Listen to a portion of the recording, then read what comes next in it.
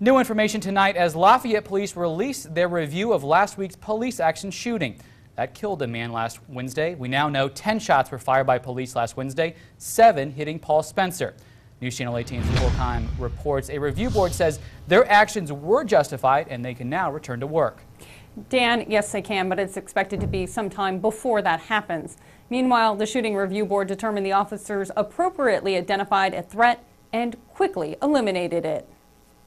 The Lafayette Shooting Review Board found 7 bullets hit Paul Spencer after he stabbed Officer Ron Domkowski. Spencer later died of his injuries. The review board agreed deadly force was necessary. The use of deadly force review board finds that Officer Domkowski was at great risk, and Officer Webb and Officer Fisher acted quickly and appropriately in defense of his life and were well within department policy regarding the use of deadly force. The shooting happened after Spencer led Officer Jeff Webb on an almost 4-mile chase through downtown Lafayette last Wednesday. Spencer's car careened into an embankment at South 9th Street and Potomac Avenue near the Lafayette Country Club. Officer Webb pulled up behind him, and so did Officer Domkowski, who was with his trainee, Officer Joe Fisher.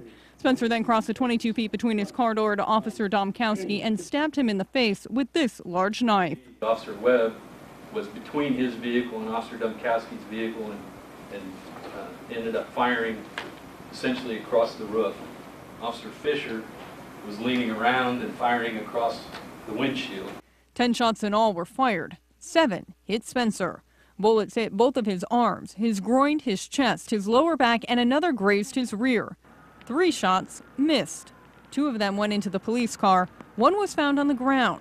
It all happened in less than 3 seconds. Officer Webb and Officer Fisher quickly identified the threat, nearly simultaneously engaged the threat, and quickly negated the threat. All 3 officers remain on paid administrative leave. They will go through a debriefing process before returning to the force. At some point, we will make a decision when they will go back to work. No timeline for their return has been set.